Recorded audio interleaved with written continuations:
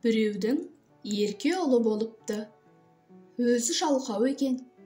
Сөйтсе де, әкесі оны бағып-қағып киіндіріп жүріпті. Ақыры кәрілік жеңіп, сырқаты күшейген қарт әйеліне айтыпты: «Өмір бойы жинаған мүлкімді түгелдей басқа біреуге беремін. Ұлыма ештеңе қалдырмаймын. Ол өйткені жалқау», депті. Ұлын аяп, анасы баласына 10 сомдық алтын береді. «Кешке дейін бір жерде бола тұр», дейді ол баласына. «Қараңғы түскен соң үйге кел.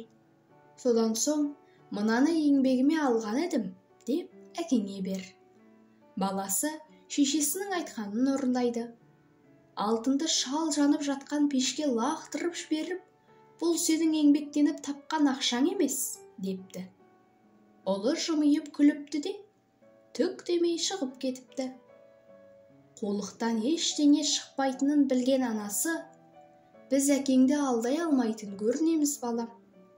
Одан да ақшаны жұмыс істеп тап», деп ақыл айтады. Анасының тілін алып, бала бір апта жұмыс істейді. Тапқан тиынын әкесіне береді. Қария тағы да алтынды отқа лақтырып жіберіп: «Жоқ, бұл да өз еңбегіңмен тапқан ақша емес», депті. Оған ұлы шыдай алмай, шоқтан жалаңаш қолымен ақшаны суырып алады да: «Әке, мен бұл тиынды апта бойы шаршап шалдығып жүріп таптым. Сіз оны отқа тастай саласыз. Мұныңыз қалай?» деп үй ішіне айқай салыпты.